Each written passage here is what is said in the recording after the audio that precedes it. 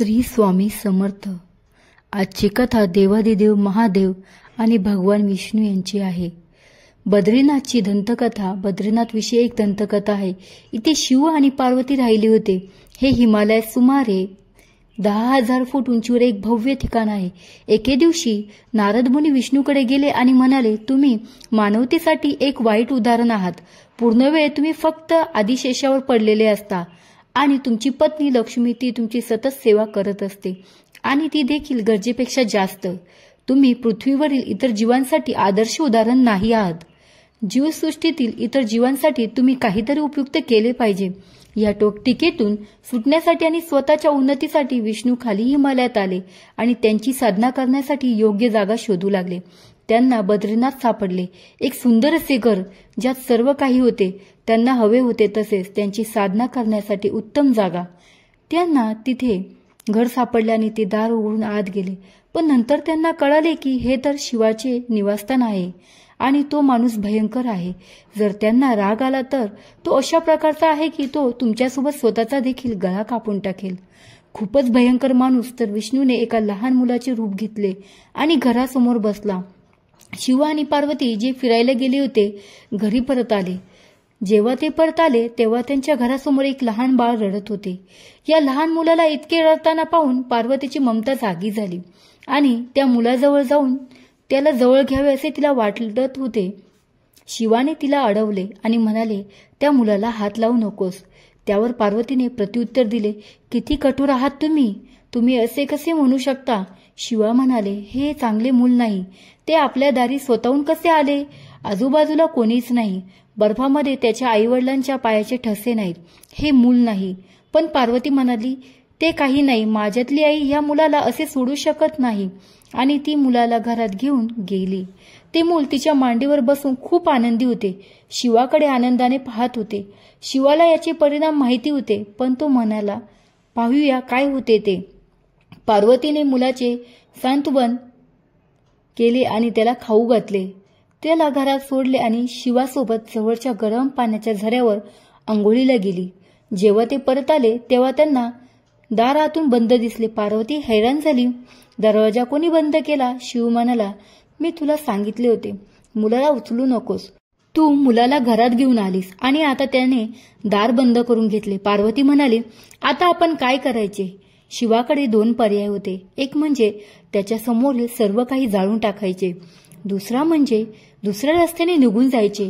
तर तो म्हणाले, चल दुसरीकडे कुठेतरी जाऊ, कारण हे तुझे प्रिय मूल आहे। मी त्याला हात लावू शकत नाही। अशा प्रकारे शिवाने स्वतःचे घर गमावले आणि शिव आणि पार्वती स्वतःच्याच देशात परदेशी बनले।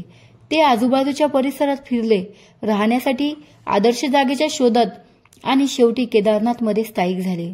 तुम्ही विचाराल, त्याला हे माहिती नव्हते का? तुम्हाला खूप गोष्टी माहिती असतात, पण तरीही तुम्ही त्या होऊ देता।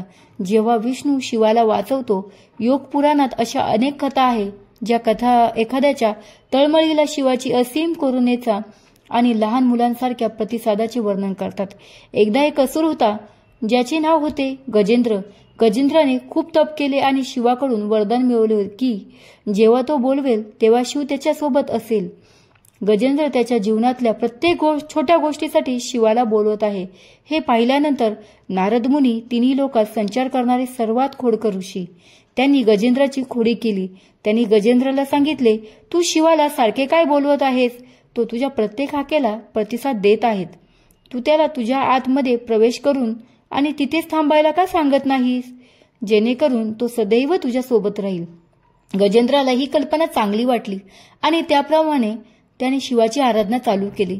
जेव्हा शिव त्यावर प्रसन्न झाला तो म्हणाला, तू माझ्या आतमध्ये राहायला पाहिजे, तू इतर कुठेही गेले नाही पाहिजे।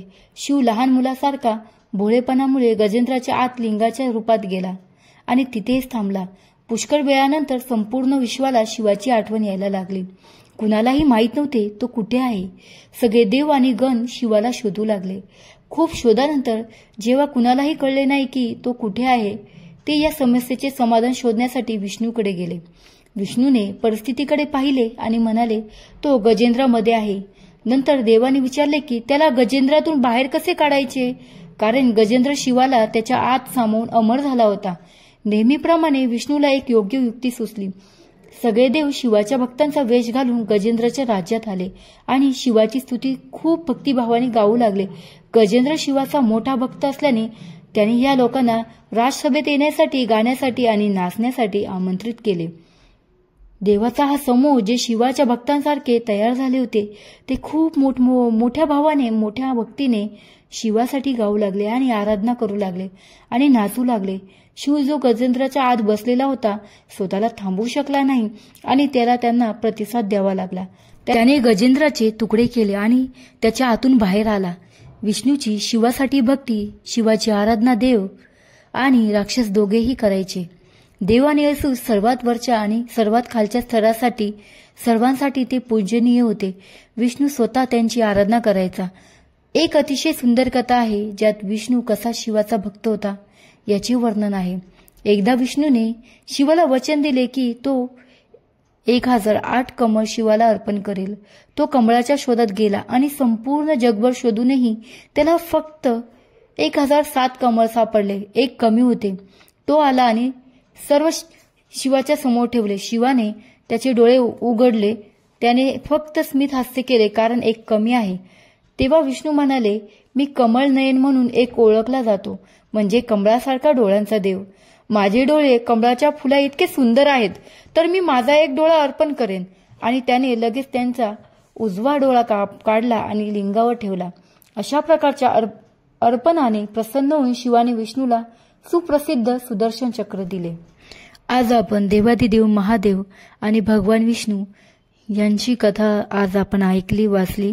तर कथा कशी वाटली नक्कीच कमेंट बॉक्समध्ये कळवा आणि अशाच प्रकारच्या नवनवीन पौराणिक कथेसाठी चॅनलला लाईक आणि सबस्क्राईब करा. धन्यवाद.